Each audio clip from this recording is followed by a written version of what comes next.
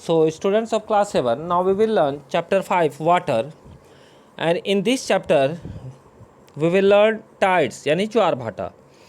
The rhythmic rise and fall of ocean water twice in a day is called a tide. मतलब दिन में 2 बार नियम से महासागरीय जल जो है, इस महासागरीय जल का उठना एवं गिरना जो है ज्वार भाटा कहलाता है.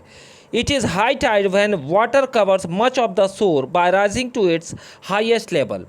जब सर्वाधिक ऊंचाई तक उठकर जल तट के बड़े हिस्सों को डुबो देता है तो उसे ज्वार कहते हैं. And it is low tide when water falls to its lowest level and recedes from the shore. यानी जब जल अपने निम्नतम स्तर तक आ जाता है एवं तट के पीछे चला जाता है तो उसे भाटा कहते हैं. The strong gravitational pull exerted by the sun and the moon on the earth's surface causes the tides. आखिर इस ज्वार भाटे का कारण क्या होता है? इस ज्वार भाटे में सूर्य एवं चंद्रमा के शक्तिशाली गुरुत्वाकर्षण बल के कारण पृथ्वी की सतह पर ज्वार भाटे आते हैं. And the water of the earth closer to the moon gets pulled under the influence of the moon's gravitational force and causes high tide. और जब पृथ्वी का जल चंद्रमा के निकट होता है उस समय चंद्रमा के गुरुत्वाकर्षण बल के से जल जो है अभिकर्षित होता है, जिसके कारण उच्च जो है ज्वार आते हैं.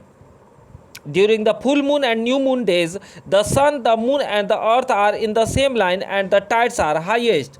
पूर्णिमा एवं अमावस्या के दिन में सूर्य, चंद्रमा एवं पृथ्वी तीनों एक सीध में होते हैं. इस समय सबसे ऊंचे ज्वार उठते हैं.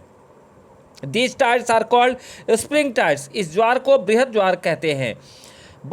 लेकिन when the moon is in its first and last quarter, the ocean waters get drawn in diagonally opposite direction by the gravitational pull of the sun and moon, resulting in low tides. लेकिन जब चंद्रमा अपने प्रथम एवं अंतिम चतुर्थांश में होता है तो चांद एवं सूर्य का जो गुरुत्वाकर्षण बल है विपरीत दिशा में से महासागरीय जल पर पड़ता है, परिणाम स्वरूप निम्न ज्वार भाटा आता है. These tides are called neap tides. ऐसे ज्वार को हम लघु ज्वार भाटा कहते हैं. High tides help in navigations. उच्च ज्वार जो होते हैं नौ संचालन में सहायक होते हैं. They raise the water level close to the source. ये जल स्तर को तट की ऊंचाई तक पहुंचा देते हैं. This help the ship to arrive at the harbour more easily, जिसके कारण जहाज को बंदरगाह तक पहुंचने में सहायता मिलती है. The high tides also help in fishing. उच्च ज्वार मछली पकड़ने में भी मदद करते हैं. Many more fish come closer to the shore during the high tides. यानी उच्च ज्वार के कारण दौरान अनेक जो मछलियां जो है वह तट के निकट आ जाती हैं. This enable fisherman to get a plentiful catch. इसके परिणाम स्वरूप मछुआरे बिना कठिनाई के मछलियां पकड़ लेते हैं. The rise and fall of water due to the tides is being used to generate electricity in some places. यानी कुछ स्थानों पर ज्वार भाटे से होने वाले जल के उतार चढ़ाव का उपयोग विद्युत उत्पन्न करने के लिए भी किया जाता है. नाउ ओशियन करंट्स यानी महासागरीय धाराएं. Ocean currents are streams of water flowing constantly on the ocean surface in different direction. यानी महासागरीय जो धाराएं हैं यह निश्चित दिशा में महासागरीय सतह पर नियमित रूप से बहने वाली जल की धाराएं मानी जाती हैं. द ओशियन करंट्स में बी वार्म और कोल्ड. यानी महासागरीय धाराएं गर्म या ठंडी हो सकती हैं. जनरली साधारणतः the warm ocean currents originate near the equator and move towards the poles. साधारणतः देखा गया है कि गर्म महासागरीय धाराएं भूमध्य रेखा के निकट उत्पन्न होती है एवं ध्रुवों की ओर प्रवाहित होती है.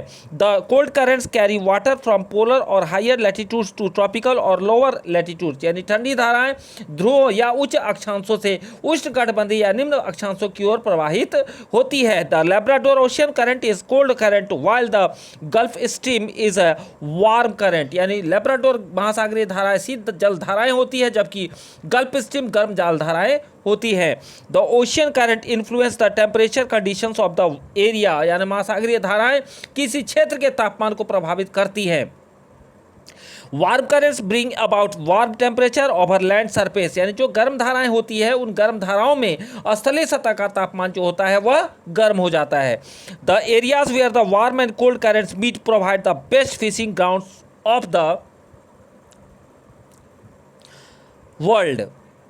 यानी जिस स्थान पर गर्म या शीत जलधाराएं मिलती है वह स्थान विश्व भर में सर्वोत्तम मत्स्य क्षेत्र माना जाता है। Seas around Japan and the eastern coast of North America are such examples, यानी जापान के आसपास एवं उत्तर अमेरिका के पूर्वी तट इसके कुछ उदाहरण माने जाते हैं। The areas wherein warm and cold currents meet also experience foggy weather, making it difficult for navigation। और जहाँ गर्म एवं ठंडी जलधाराएं मिलती है वहाँ कुहरे वाला मौसम बनता है, जिसके फलस्वरूप जो है नौ संचालन में बाधा उत्पन्न होती है। So children, that's the end of the chapter. We will learn next chapter in next class.